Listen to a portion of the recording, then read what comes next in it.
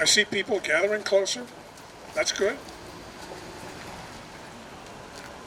Good morning. My name is Jack Mckean. I'm chair of the Historical Commission. Welcome on behalf of the Maynard Historical Commission to the first of two sesquicentennial events this morning. We are tickled that the sesquicentennial celebrations are underway and pleased to see you here today. While we're here to dedicate this marker in the history of the mill that it showcases, our real purpose is to say thank you to all who so enthusiastically supported the Commission in bringing this marker to reality. The Commission began its historic marker program in 2012. To date, we have placed nearly 50 markers identifying designated historic properties. At our standard marker size of 9 by 12 inches, it immediately became obvious we would never cover in about this 100 square inches the scope and importance of the mill, which literally is the reason that Maynard exists, has touched so many families, and defined who we are as a town. The Commission has discussed the need for a mill marker for a number of years, and the sesquicentennial became the catalyst for finally getting it done. We realized it would have to be much larger and therefore well beyond our budget. We decided to go big. It will be over 13 feet long, over 6 feet high. The information panels would be about 4 feet high. And I remember as we described the plan to the select board that it just felt huge. Yet after the installation you see here today, it is perfectly proportioned for both the site and the information that it needs to convey. It became a team effort supported by many diverse individuals and groups, and finally a labor of love for its sponsors and the design team. And I think you're going to hear that phrase, labor of love, a number of times this morning. I'll have comments about some of the supporters a little later in the program, but I would now like to turn it over to Ellen Duggan and Lee Karras for a description of the marker content. Thank you, Jack. Can you hear me? Yes. Good morning, and thank you so much, all of you, for coming. A little history, if I may, about how this marker came to be. As Jack has mentioned, the Commission has two programs to honor historically significant buildings or sites in town. One is called the Plaque Program, which assists property owners in acquiring a plaque to honor their home. The second program is an historic marker program in which we, the Commission, researches the history of a building or site and places our marker on the property in collaboration with the owner. We felt that our sesquicentennial was the perfect time to honor the mill complex. So we began to plan, believe it or not, 2 years ago to choose a theme and to decide how to tell this 174-year-old history. We chose to tell the history through the people in the mill who have worked there and the many products which have been produced there from 1847 to the present day. We poured through hundreds of pics at the marvelous Historic Society archives. We reread the histories of Maynard as told over the years by William Guttridge, the Centennial Committee, David Marks and Paul Boothroyd's books, our library's resources, oral histories, and journals. You will see on the middle marker there, I believe, or maybe the first marker, an excerpt from a journal. This absolutely fascinated me. It went back to the early 1800s. We have the original. It was, I believe, an attempt by the insurers of the mill to keep a daily log of deaths and injuries. You can imagine how dangerous the work was in there with all those looms and spindles flying. The one we chose to reproduce on the mill here involves a very young Hans Eriksson at 18, who later went on to establish the dairy and the ice cream stand. You will see that he was involved in an accident at 18, which I think probably prompted him to open an ice cream and dairy and get out of the mill. At any rate, this original journal is part of the collection that we have here in the mill and is fascinating reading. So many people have contributed to this marker. All of my colleagues on the Historic Commission, past and present, the Historical Society, the town, the DPW, without which we would never have been able to store these, protect them, and place them here this morning. Becky Mosca, the Select Board, and our absolutely fantastic graphic designer, Lynn Horsky, who is standing there by the fence, who is so available to us and willing to listen, to adapt, to offer her expertise and insight, and above all, her patience. But among these groups and individuals, certain people gave so much of their time and talent that I need to say an especial thank you. Lee Karras, I don't know where Lee is. The idea to tell the mill's story through its people and products was hers. Lee has been so consistent in her contribution, her perspective, her willingness to spend her time, and many talents, her attention to detail. Thank you, Lee. Jack Mckean is our chair and our go-to guy, our technical, practical, ever-available expert whose leadership with this project and most commissioned projects is as invaluable and constant. Thank you, Jack. Paul Boothroyd, I would yell help, and Paul would and did provide the information we needed to continue this project. If there's anything Paul doesn't know about Maynard's history, it's probably not worth knowing. Thank you, Paul. As with any project, there are times you get stuck and lack direction, and in my case, skills needed to proceed. When that happens to us, two folks stepped forward and rescued us. Thank you, Kate Wheeler, for the generous gift of yourself, your time, talent, and vision. She's in the back there. And thank you to David Wisniewski for our technical expertise, who took archival pictures and provided them in a format which our graphic designer could use. Thank you, David. David Griffin, who's the president of the Historical Society, thank you for our magnificent historical collection and your invaluable assistance. David Mark for his willingness to provide whatever help we needed, whenever we needed it. Justin DeMarco, Tom Palola, all of the DPW who so graciously gave of their time to make this a reality, and it's here. Becky Mosca, who stepped up, the Select Board for their constant support, and many others, Peg Brown, Sarah Lundberg, Mara Hogan, Biz McConchie, who designed the program you have, Jen Piccarelli, members of the Sesquicentennial, and then there are all of you whose names are here on the board as donors, as supporters of the project. Finally, my work on this project was clearly a labor of love to me. My grandmother, Ellen Brothers Duggan, was a weaver in Building 9 on Thompson Street, beginning in the early 1900s, when that building was the largest woolen mill in the world. Her daughter, my Aunt Mildred, who died recently at 104, worked in the mill with my brother Neil as members of the Digital family. My niece, her great-granddaughter, worked there when Clock Tower Place had tenants in there, which means the Duggans have been in that mill 128 of the 174 years of its history. My family were immigrants from Newfoundland who came to find work in the mill like so many others from so many countries. And over the years, the mill has adapted from a woolen mill to many diversified industries to become the mini computer capital of the world under digital, to present-day startups and entrepreneurial endeavors. We have tried to capture all of this here on these panels. Sarah Delano once said, if a town forgets its history, it becomes just another town. We are a mill town.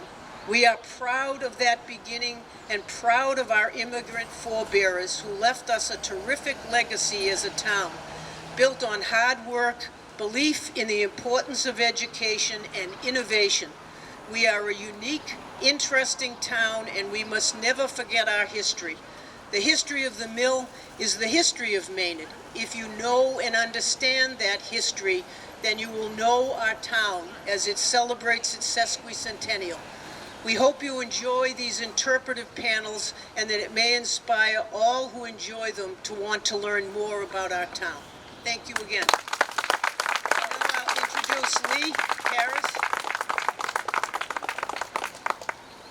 Hi, good morning everyone on this 150th anniversary celebration here for our new panels.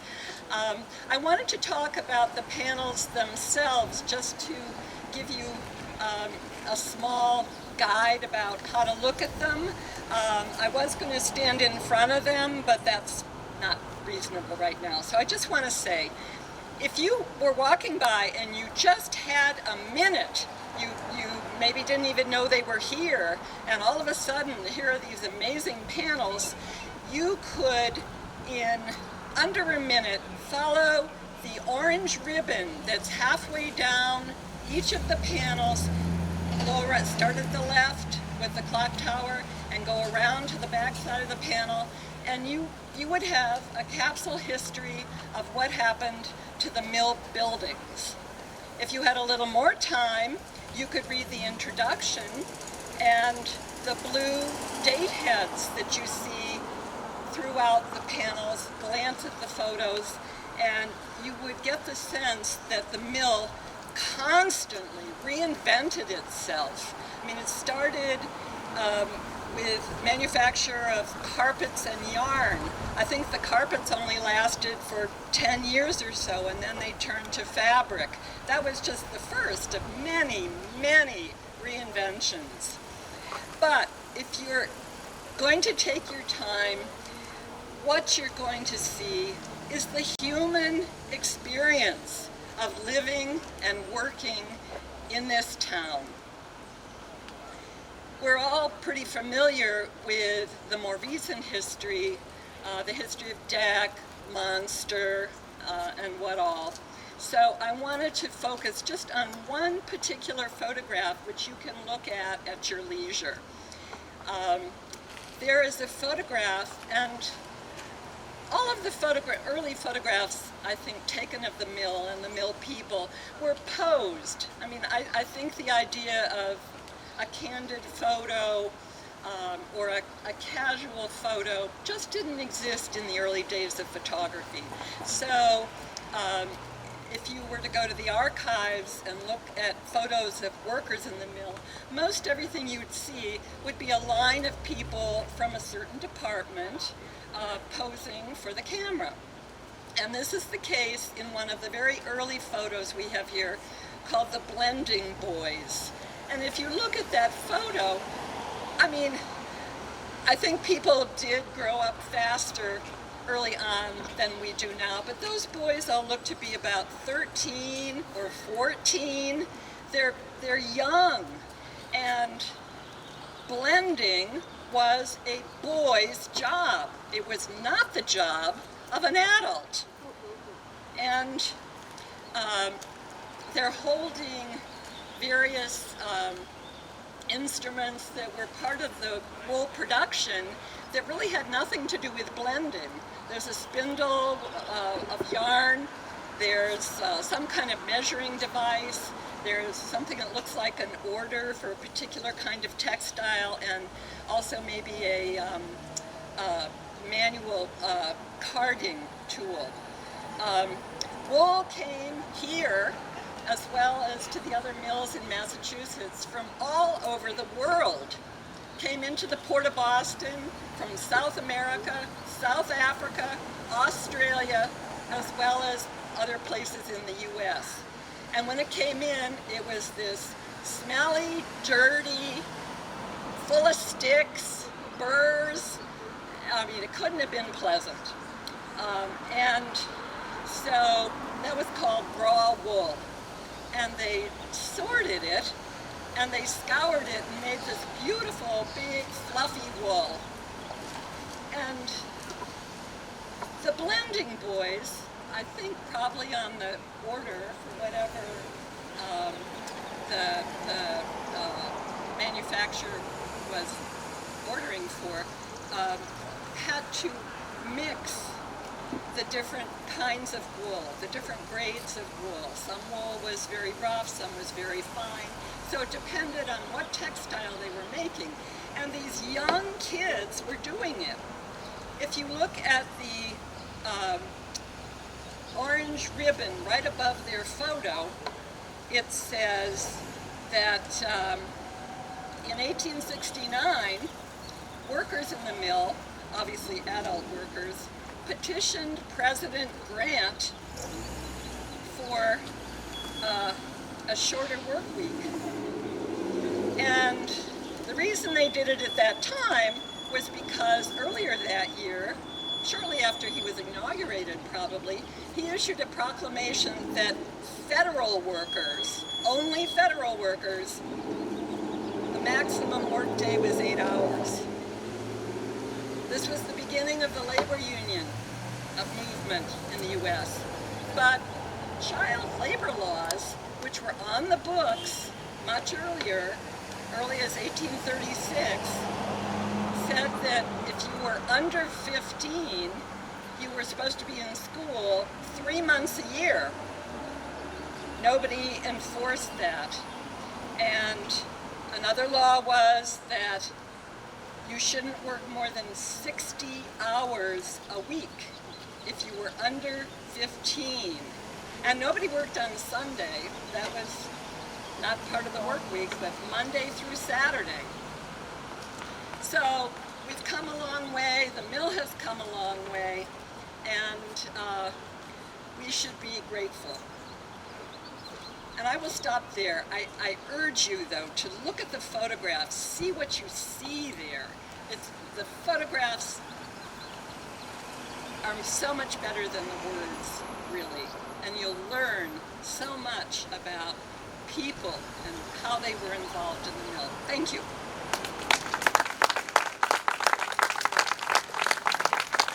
Thank you to Ellen and Lee. We are fortunate this morning to have three people as representatives that are very important to the town. And we will start with Senator Jamie Eldridge.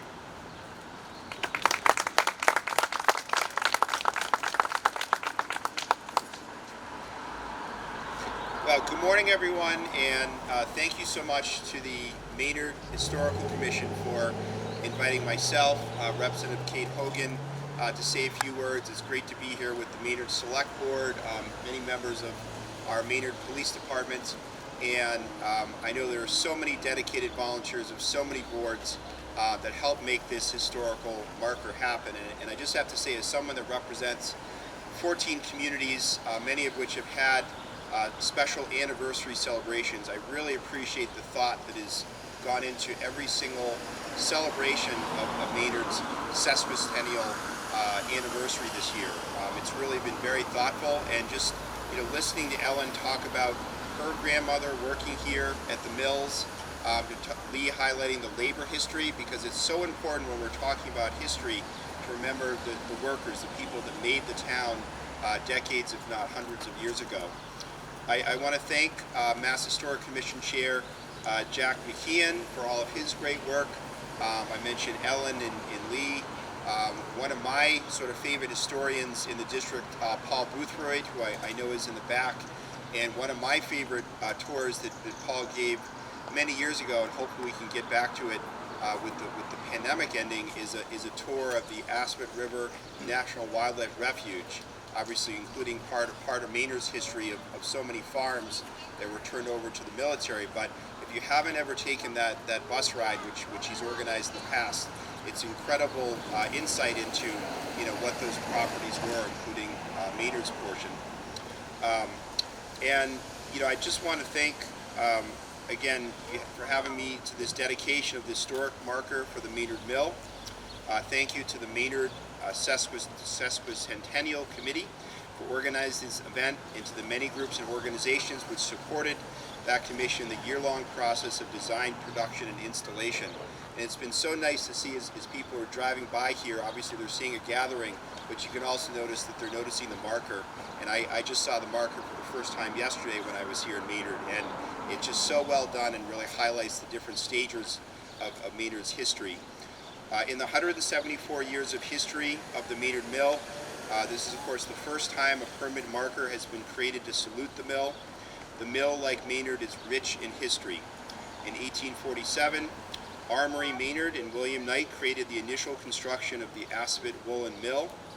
And it's important when we think about the mills is obviously that also means the river and celebrating the Aspen River and how much that is such a key part of Maynard as well, and how things like the Aspen River Rail Trail and now the work that Representative Hogan, myself, and the Maynard Select Board are working on the Powder Mill Corridor to sort of open up that part of the Aspen River, both in Maynard and Acton, is really exciting as well to highlight the importance of the river as well. The Aspen Woolen Mill produced carpets, and little over a decade later during the Civil War, produced wool cloth that was used in Union military uniforms. The Maynard Mill also houses the oldest operating hand clock in the nation. I sometimes forget that this is now called Mill and Main and not Clock Tower Place. The clock tower was constructed in 1892 by Lorenzo Maynard, who is Armory Maynard's oldest son, and was a gift to the town. The mill continued to be used by various companies in 1974 when DEC or Digital purchased the entire complex, helped Maynard earn the nickname of the mini computer capital of the world. And as someone who grew up in Acton, his father worked for Raytheon. I remember the competition then between Raytheon and DEC about who was the largest computer company, and of course for many decades DEC was, and so many of my classmates, so many people I grew up with worked at DEC, including here at the Maynard site. The mill is the rock on which Maynard was built on, and is the reason why the town has a real downtown which continues to draw people from across Metro West to essentially bedroom communities which surround it that come here for all the rich cultural and other opportunities in downtown Maynard. I'm excited to celebrate the history of Maynard Mill's people and products from the various companies that have found a home here. Thank you to every single Maynard resident who makes Maynard what it is today, what will be in the future. And with that, I have a citation to present. I think Maynard's sesquicentennial might set the record for the most Senate citations for one event of any town, which is a good thing. So Jack, could I present this citation to you? It's a state Senate citation, and it says, "Be it hereby known that the Massachusetts Senate hereby extends its congratulations to the Maynard Historic Commission in recognition of the dedication," hello Lee and Ellen, dedication of the historic marker for the Maynard Mill in celebration of the town of Maynard's 150th anniversary. And be it further known that the Massachusetts Senate extends best wishes for continued success. This is signed by Senate President Karen Smoka and your state senator, Jamie Eldridge. So Jack, Ellen, and Lee, thank you so much for all you've done. Congratulations.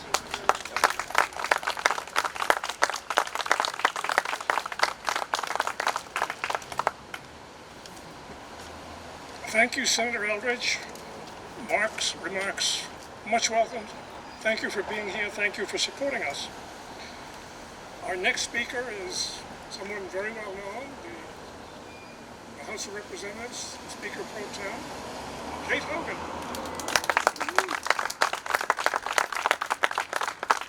Thank you, everybody. I know you're standing up, because I was too. But no, thank you all. Thank you, Jack. Thank you, Lee. Thank you to all that make this possible. Ellen, all of the people that are working to remember. It is so important to remember. And thank you for reminding me to join you in celebrating the Maynard Mill marker dedication ceremony as part of the 150 celebration. Our history, the town's history, the mill's history is important because our story is also the story of America. It is a story of the Aspen River that drew the earliest colonial mills to the area for the waterway's ability to produce power, to produce materials, and to move it. This American story is about our New England mill town changing with the times, from the Minuteman's Revolution to the Industrial Revolution to the Tech Revolution brought here by Ken Olson and Digital, or DEC as they would say in the day. And today we see the mill along the river reinvent itself to create a 21st century community for headquarters for corporations, offices for small business, entrepreneurs, retail, and space enough for light manufacture. So forward is back a little as well. Maynard is also a story of America because it's a story of immigrants who saw opportunities presented by steady factory work in the robust economy of our mill town, offering countless individuals and families a new beginning here in America.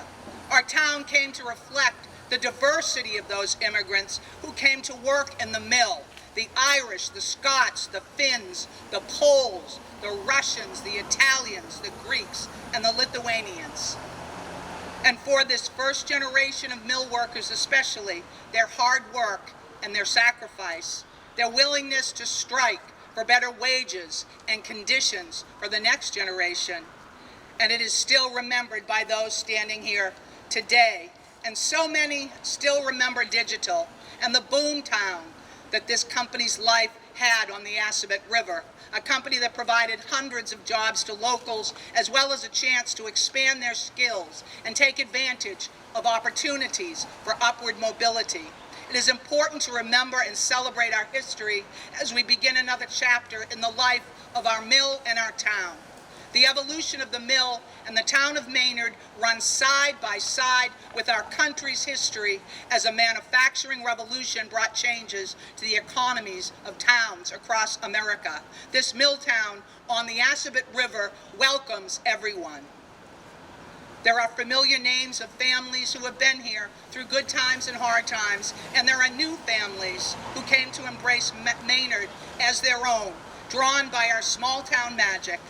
May we celebrate our town's rich heritage. May we continue to reflect and echo the American story as we innovate and reimagine yet another chapter for our small New England town along the Aspen River. And may the 21st century be kind to our town, and may our mill along the Aspen River be a catalyst and an engine for sustainable community development and a better opportunity for all our residents. Thank you so much, everyone, for being here to celebrate. Thank you.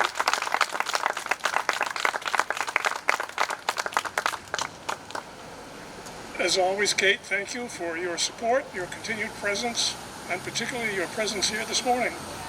Our third speaker is a member of the Select Board, and I suspect many folks don't know. Members of the Select Board volunteer to be liaison to the various committees and commissions in town.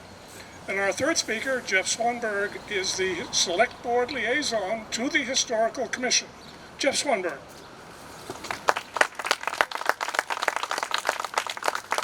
Thank you, Jack. Thank you, everybody, for being here, and welcome. I had the pleasure the other day of reading a survey from UMass Amherst where somebody took a look at all of the historical commissions for every single town in the Commonwealth. And I was very pleased to see that Maynard was highest in terms of how active it was and how much information it had collected and made available to the public. So this bill marker you see is not just one item, it is the latest and greatest of many things that we heard Ellen talk about. That includes the demolition bylaw to protect historic buildings through town, and the house plaque program that Jack had talked about, and maintaining of some items such as the curfew bell that directed the flow of work in this town for many, many years. And so I think it's just hats off to the great work besides just this marker. I think the last year has kind of shown all of us how events that are completely outside of our control can impact how we all live our individual lives and how a small town runs. And we have to continuously rethink the way we work together, communicate with each other, and live together. And this mill marker that we see reminds us that there is 150 years of history of doing that before us. And so it's not quite as scary as we think about the next 50 years when we realize that we've been reinventing and figuring out how to go about living as a community in the last 150 years. And so we see all of these events, wool tariffs that can just cause massive changes in employment and come back, world wars that can cause massive demand for wool or cause the requisition of a lot of land that can be hugely disruptive, but every single time we bounce back as a town and we figure out how to go forward. And so we're figuring out how to go forward again right now, and the Select Board is always wondering what we can do to make the next generation, the next 150 years, as successful as the last and as prosperous. And so one thing that I'm very excited about is the American Recovery Act. Many people know has $1,400 checks for individuals, but there's also a lot of money in that for municipalities. And so Maynard is expecting to receive around $3.3 million that can be used for COVID recovery and for infrastructure. And so especially water and sewer infrastructure, which we know is going to be critical for rebuilding whatever comes next. And we don't necessarily know what that is, but we want to be ready for it, whether that's further industry, whether that's more manufacturing, whether that's a senior center, whether that's incubator startup space, whether that's residential. And so we're very excited with our partners at the federal government and with Kate and Jamie at the state level, helping us figure out how we're going to keep Maynard moving forward, how we're going to keep reinventing ourselves, how we're going to keep adapting. And so in 50 years, hopefully that the next generation of Maynard can write the next set of history and put up a fourth marker right there next to that. So once again, I want to thank Jack and Ellen and Lee and the entire Historic Commission for all their dedication, not just on this marker, but on all of the great work that they do throughout the year. And congratulations. So thank you, Jack.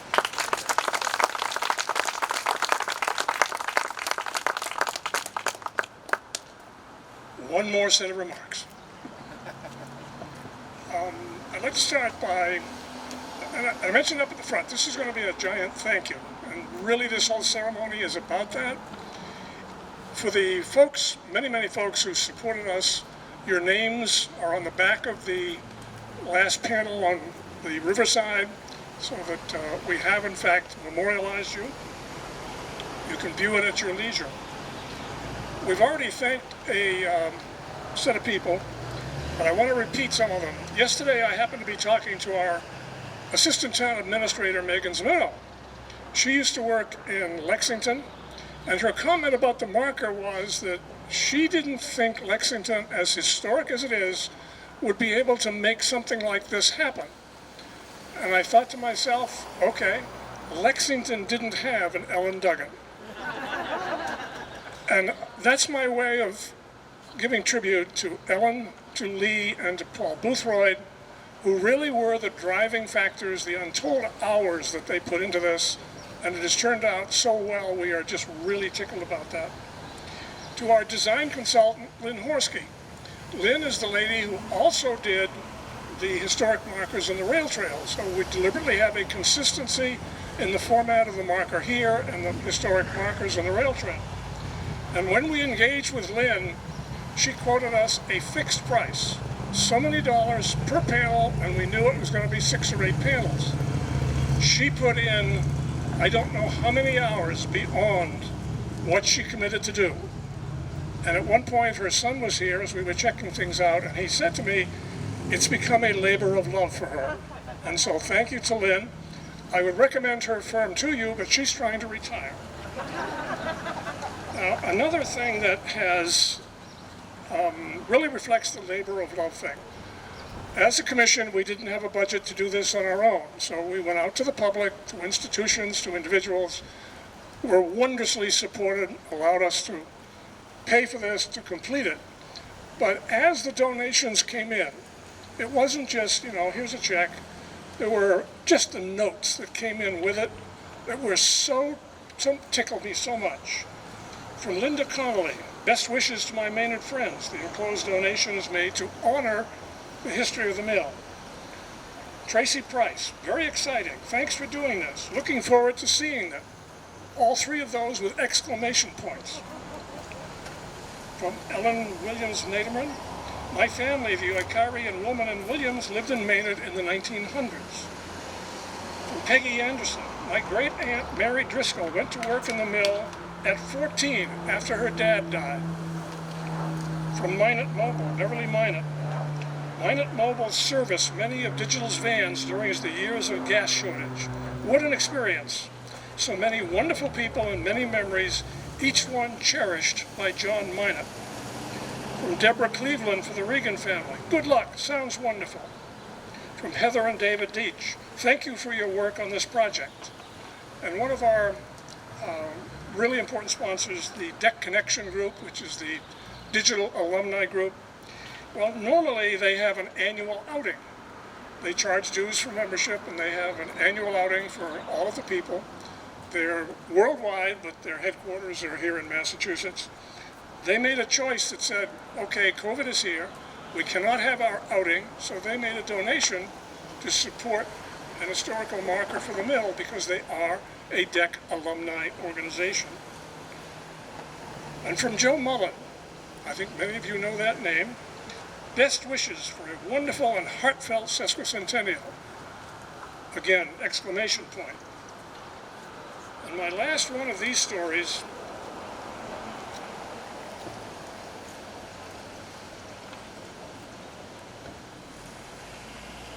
few of you have seen this book, not too many, but it is the lives of James Carney and Anne Elizabeth Gallagher. Well, who are those people?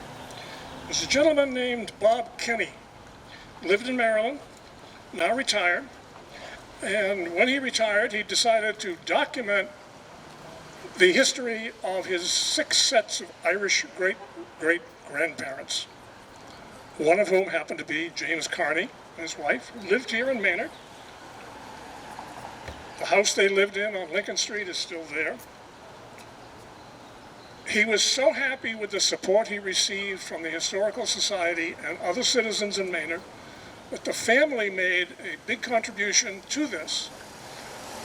And the part that I really liked, he also donated about 20 copies of these books to the Sesquicentennial Committee. And it turns out he brought them up last summer. I met with him and accepted the books. Bob had obviously been here, but his wife had never been here. So he brought his wife because he wanted to show her these touchstones of his great-great-grandparents. Well, he also arranged on that day to meet with his college roommate, who happened to be Joe Mullen. They had not seen each other in 45 years. So it's a really touching story of the mill and the people who work there bringing together citizens of Maynard across the way. And our final announcement, those of you who have noticed, there are 2 benches down there behind the trees. They're not in great shape. The Historical Commission has funded and purchased 2 sesquicentennial benches. The manufacturer is backed up because of COVID, so they won't be delivered and installed until the fall. But along with the marker, the Historical Commission honors the sesquicentennial by also purchasing new benches to replace those. And with that, thank you for attending. We really appreciate your support. It is indeed a labor of love. And thank you, thank you, thank you.